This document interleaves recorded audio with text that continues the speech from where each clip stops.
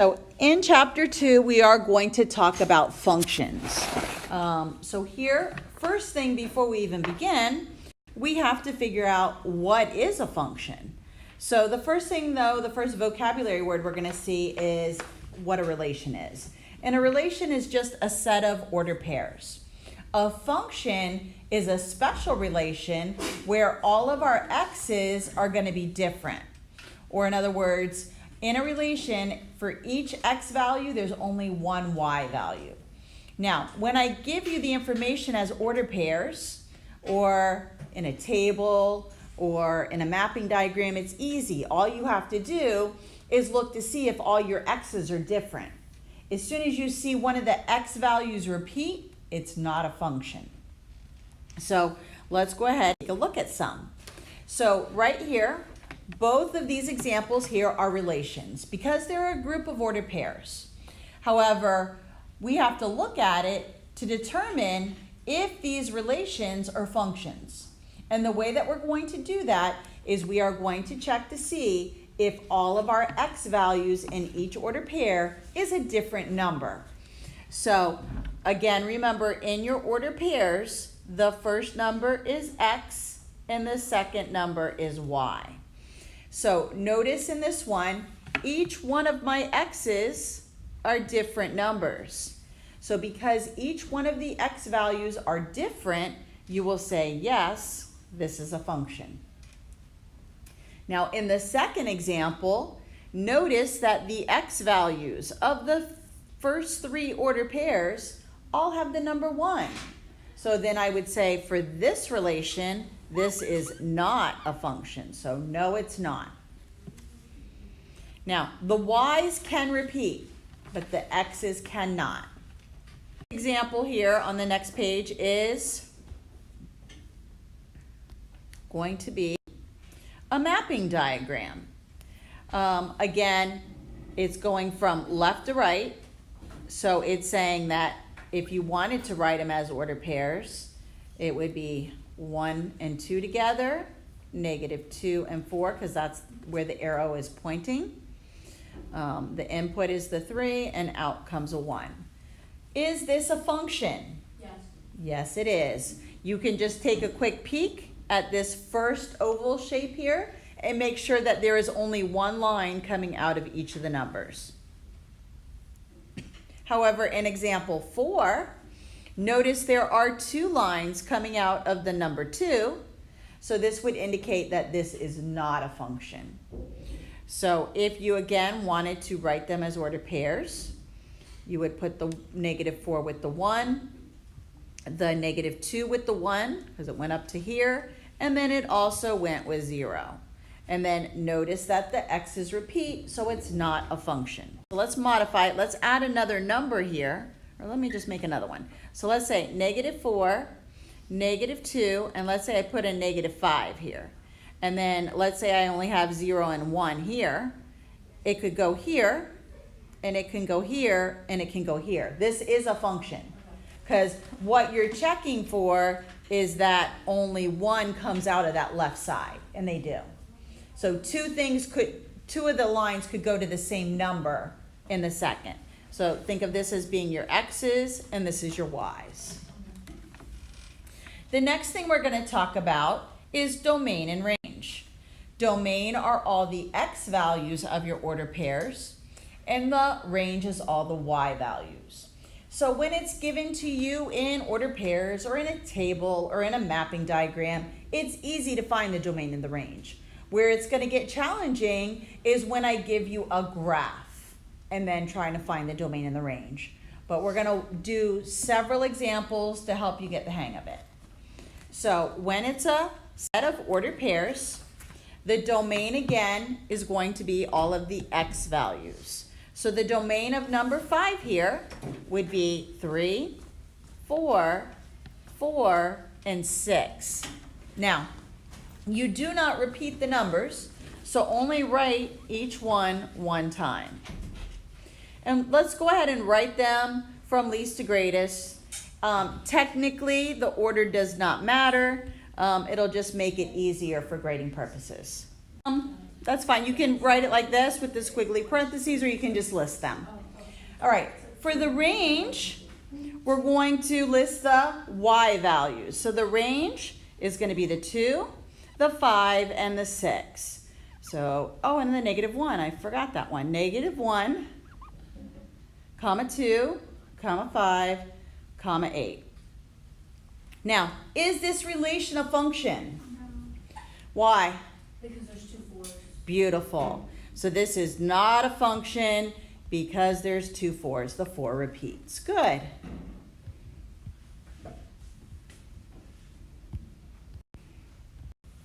But again, the domain will be your left and your range will be your right. So the domain for number 6, and I'll write at least to greatest, but again, it doesn't really matter. 4, 6, 7, and then the range would be the ABC. Is this a function? Yes. Yes, it is.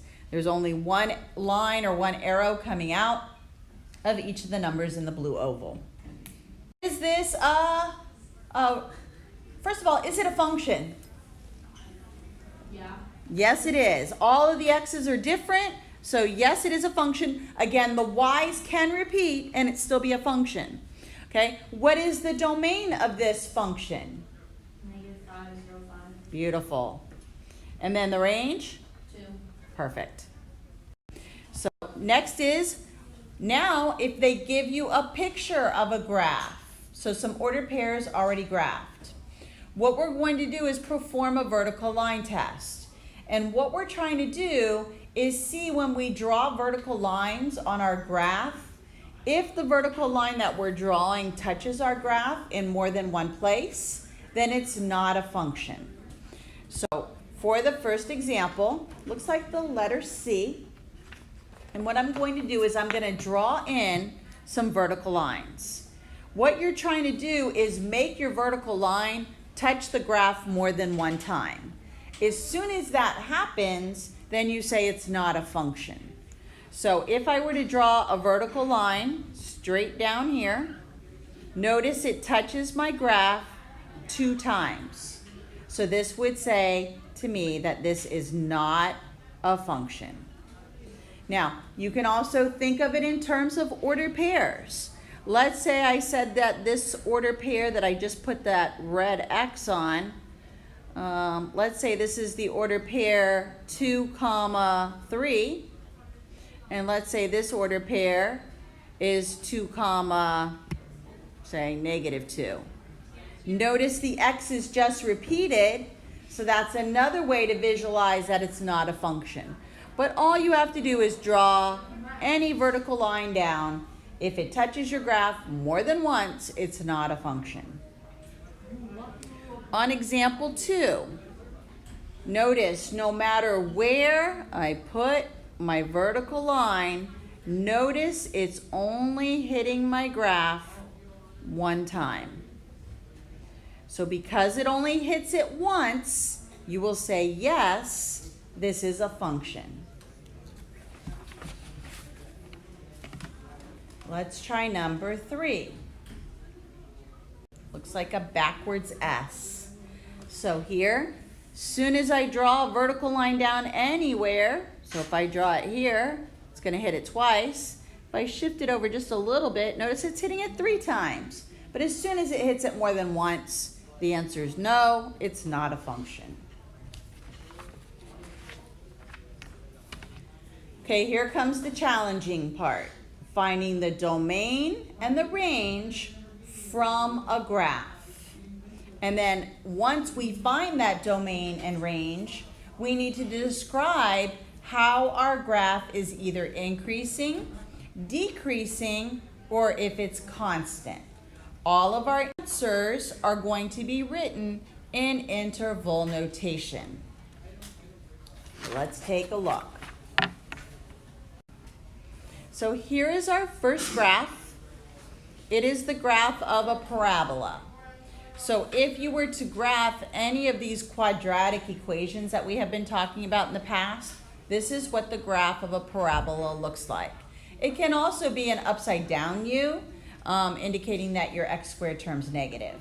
However, just know that you're going to look at the picture, and all we have to do is find domain and range. Remember, domain is going to be the x. Range is our y's. So if you were to think about this graph, and again, this is the x-axis, this is the y-axis. Notice the arrows on the end of my graph indicating that this U-shape is eventually going to get bigger and wider and larger, eventually covering the entire x-axis. So no matter what x value I would plug into the equation, I could get another order pair.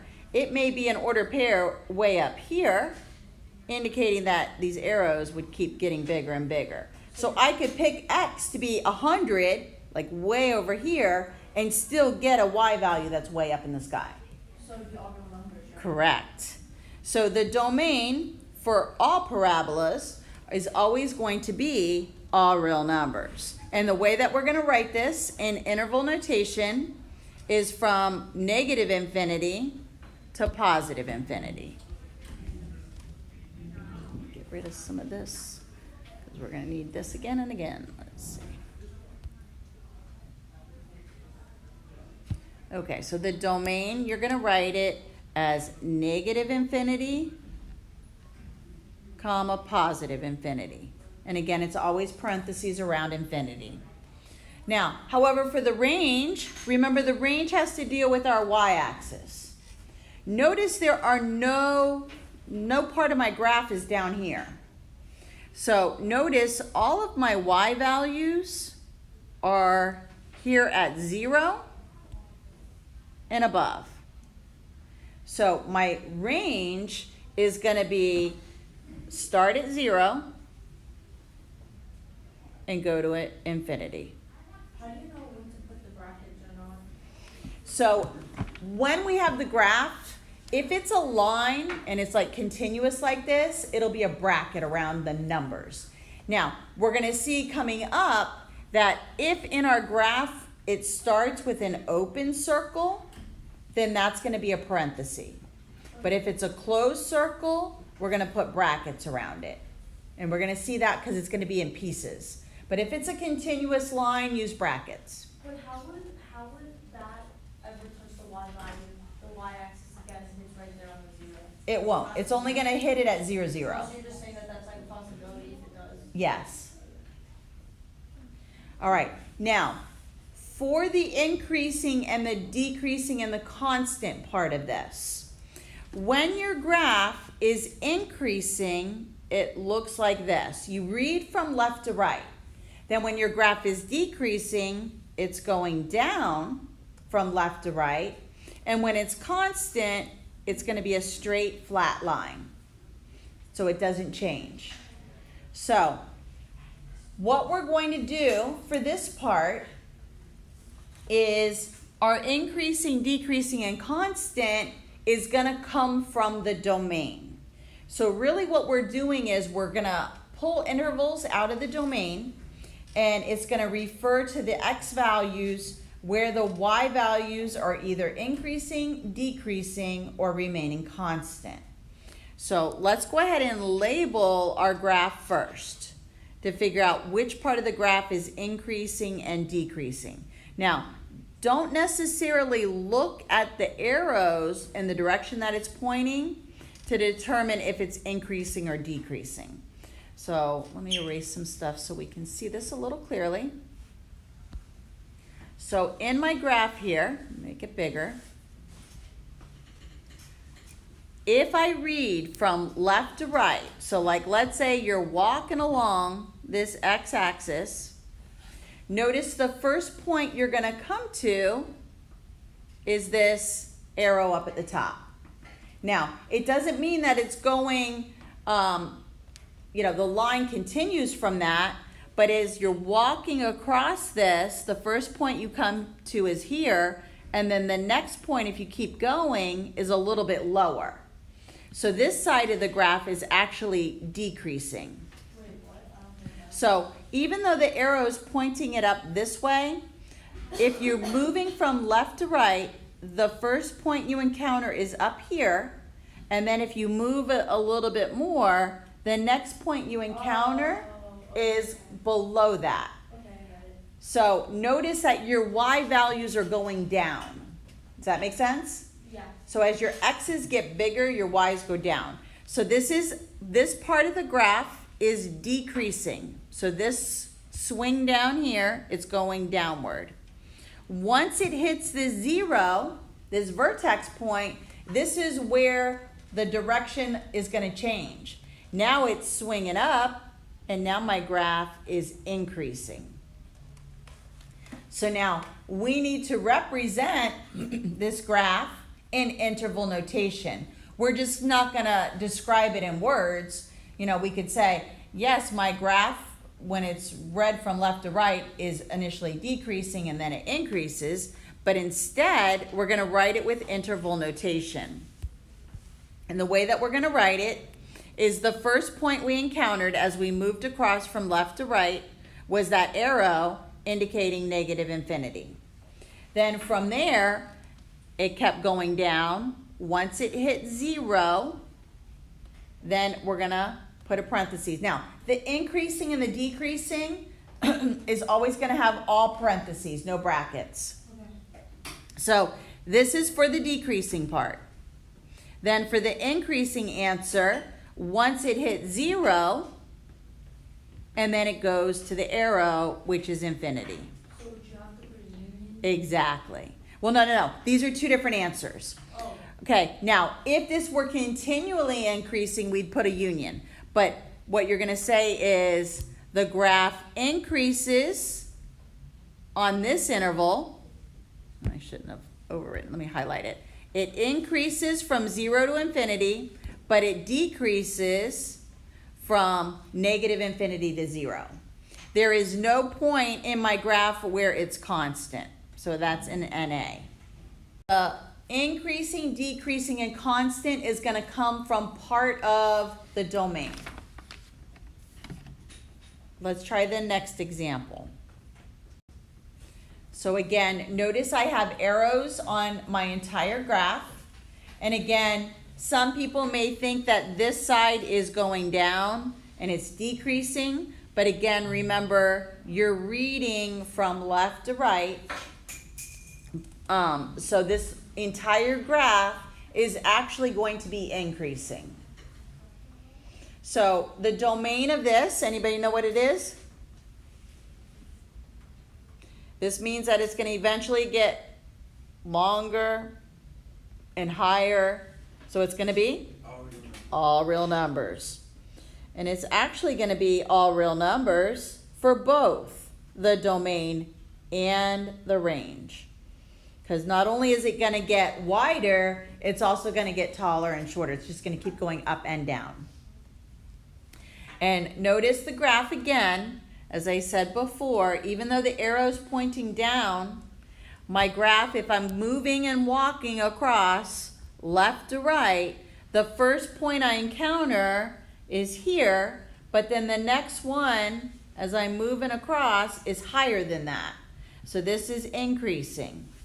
And then the same thing here, it's still increasing. And it's a continual flow.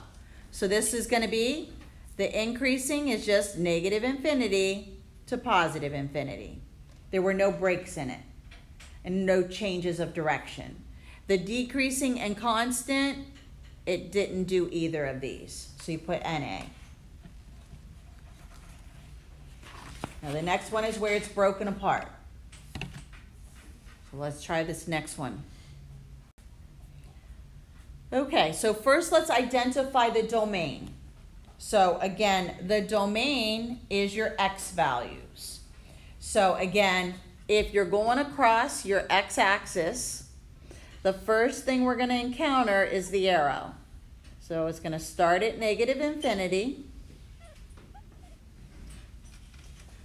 And then it's going up to, so then the next point we encounter is right here at negative 3.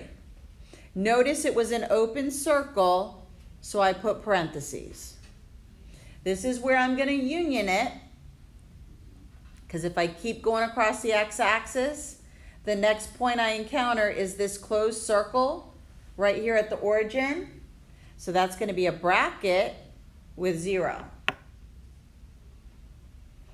Then that segment goes from, and again I'm looking at x values, and the x value of this end of the segment is here at 2. So that's what I put. Then the next segment over here, again we're looking at x values. So I'm going to drop this straight down. So the x value of that closed circle is 3. And then the next thing we encounter is the arrow. That is the domain. For the range, we're going to go from bottom to top. So let me erase some of these red marks here. For the range now. So for the range, we're going to go from bottom to top. So as I'm moving up my axis here, notice the first thing I encounter is the arrow. So that's negative infinity. Then that segment over here, the next thing I encounter after the arrow is the next place it hits is going to be here at 0. But notice that you would think that you would want to put from negative infinity to 0 with a parenthesis and union that with this. Instead, what happens here is we get to this point, but then this closed circle takes over, and we're still traveling up the y-axis, and then it finally stops here at 2. So we're going to leave out these 2 zeros here because it's still continuing. Now there's a gap, so where there's the gap, we're going to add the union. And where it takes over again, which is at the 3. And then to the infinity. Again, it's going to take practice. Now, for our increasing, decreasing, and constant, the intervals are going to come from the domain. So let's go back and label my picture.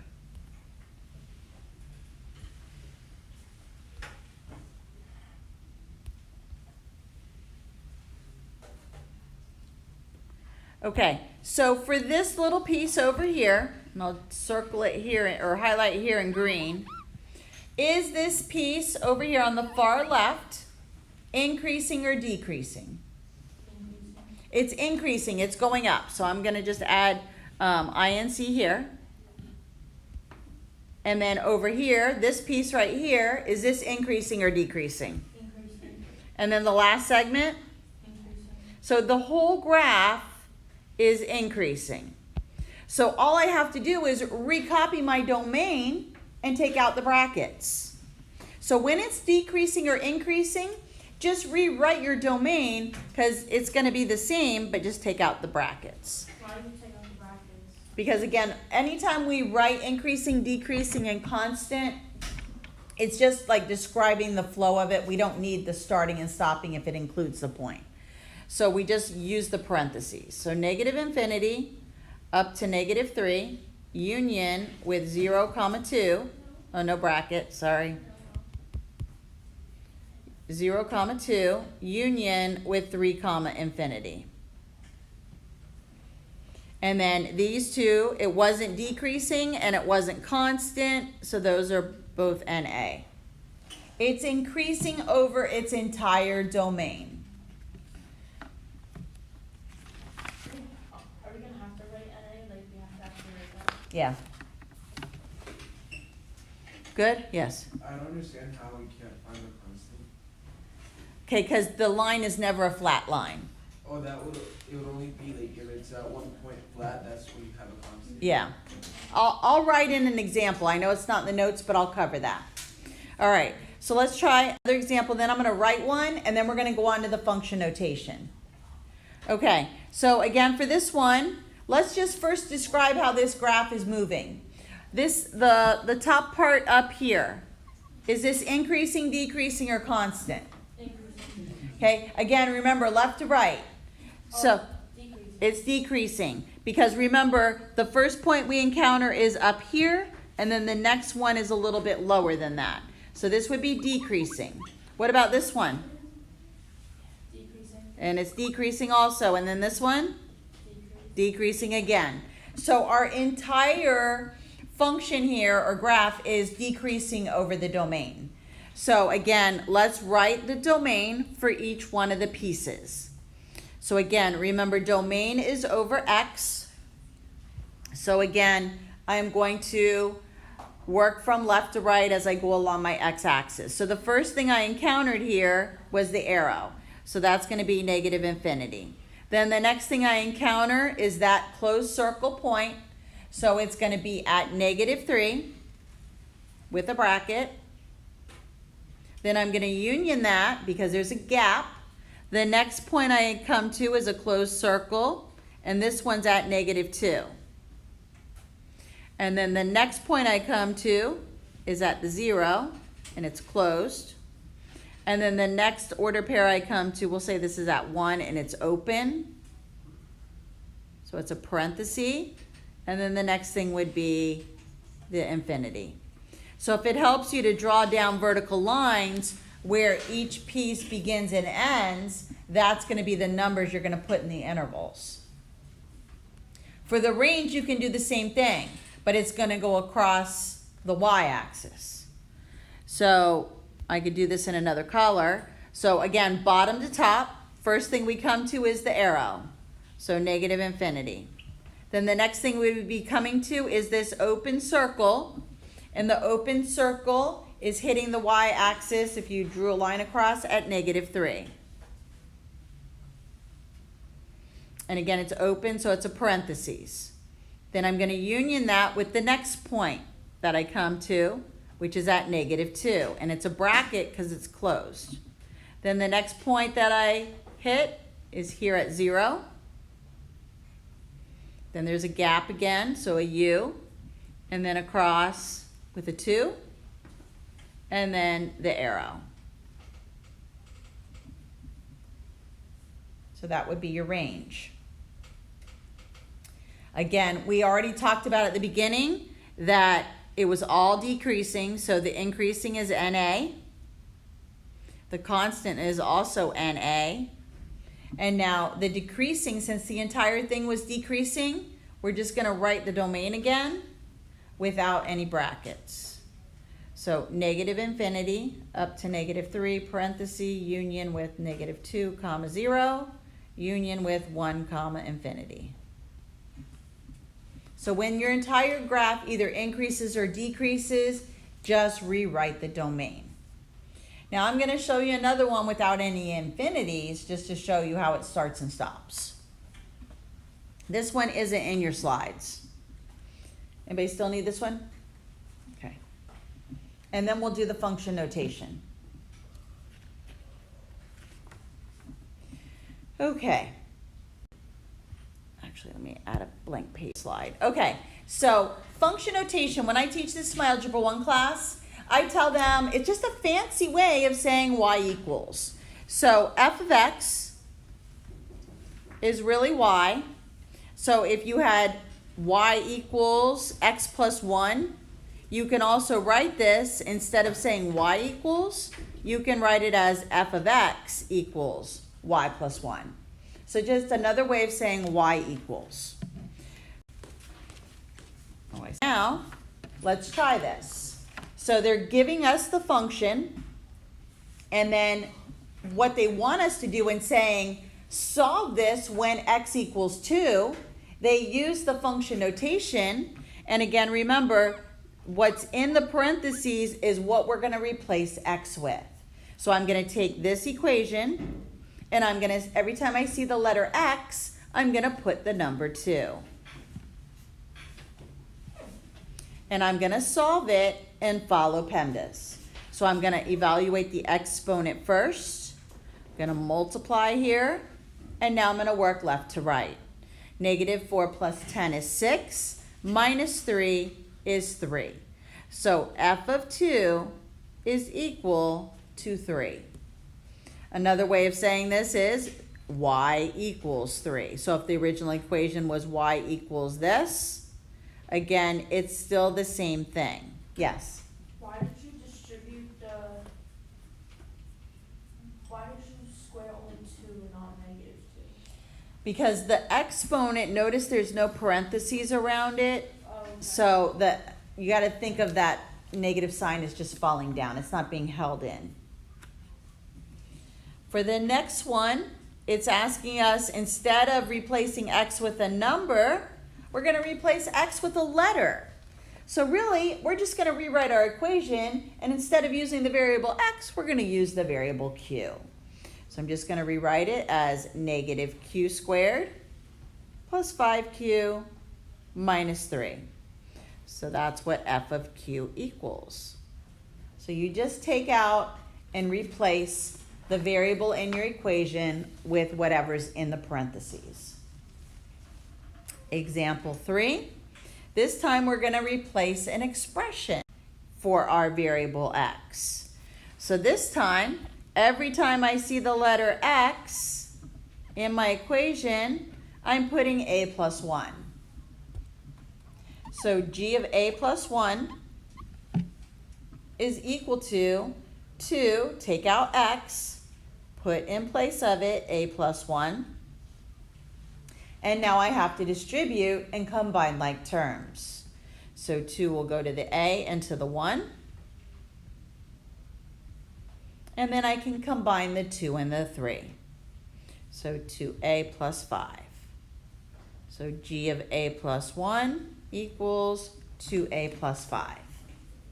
And we have one more example. G of x is G, f of x is the same thing? Yes. So the reason why that they're introducing this function notation is you may be graphing more than one thing on the same coordinate plane. And sometimes we don't always have the luxury of using iPads and color coding things. So instead they came up with this function notation, and then they're just going to give a different letter of the alphabet to it. So a lot of times the common ones they use are f of x and g of x. If you even need a third one in here, they're going to do an h of x or a j of x or whatever. They're just going to use a different letter of the alphabet in case you're graphing more than one thing on the same coordinate plane. And our last example is actually an h of x function. Again, we're going to replace this expression for the letter x. So we're going to h of x plus 1. I'm going to take out the x, and in its place, I'm putting x plus 1. Over here, I'm taking out the x, and instead writing x plus 1. Notice I've got a binomial that's squared. I need to FOIL this thing. So x plus 1 times x plus 1 gives me x squared plus 2x plus 1. I need to distribute the negative 3. And now go back and combine like terms. Nothing to group with the x squared, so I'm just going to write that again. I do have a 2x and a negative 3x, giving me a negative 1x, or just negative x. And then I'll go back, get all of my constants, and 1 minus 3 plus 1 gives me negative 1. So my answer is h of x plus 1 equals x squared minus x minus 1. Yes? You wouldn't, if it was factorable, you wouldn't factor it? No, you would just simplify it. Yep. So that is the lesson on 2-2. So tomorrow we will practice the domain, range, increasing and decreasing, and constant some more. Your homework is pages 209 to 210, and it's numbers 5 through 13 odd. And then the next part of the homework is 41 through 55, and then it jumps to 73 through 77. So 3 different, sections of the homework. I am going to be putting a chapter 2 in the module to get to the textbook, but I'll show you where to find it now.